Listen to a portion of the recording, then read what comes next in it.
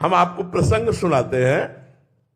संदीपनी जी जहां पढ़ रहे थे तो सैकड़ों विद्यार्थी गुरुकुल में रहते थे, तो उनके गुरु जी पागल वाली लीला की, थूक देते, मारते, पीटते, ऐसा शिष्यों से करते। सब शिष्य भाग गए, केवल संदीपनी जी अपने गुरु जी की सेवा में रहे। स्नान कराना, भिक्षा मांग के लाना, पवाना, चरण दबाना, शयन कराना।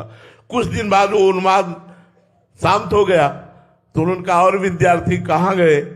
कहा, गुरुजी आपने ऐसी लीला की कि सब भाग गए, क्योंकि आपकी प्रतिकूल पागल वाली लीला थी। तो बोले, क्या तुम्हारे साथ हमने बर्ताव नहीं किया? बोले, प्रभु किया।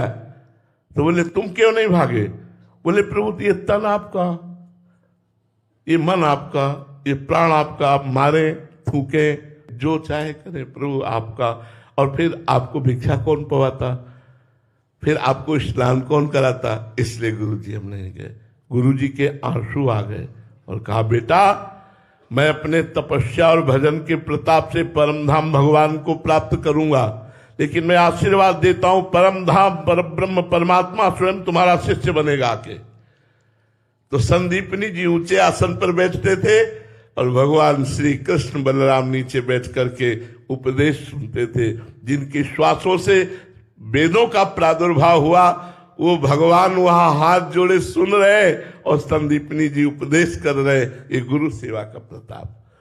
गुरु अहंकार पर चोट करता है, कोई बलशाली, कोई समर्पित, कोई भगवान का दीवाना ही है जो अहंकार को मिट्टी में मिलाने देता है। नहीं, अहंकार का जहां हम पर चोट आई बस वो प्रतिकूल हो गया, गुरु की निंदा करने लगा, गुरु की अवहेलना कर दी, गुरु का त्याग कर दिया, ये बातें होती। तो कहाँ परमार्थ तो बड़ा सूक्ष्म विषय है।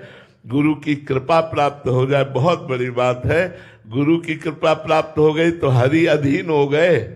शब्द याद रखो, गुरु अगर करुणा कर दे तो हरि पीछे पीछे डोले, पीछे पीछे डोले। गुरु कृपा बहुत बड़ी सामर्थ्य है।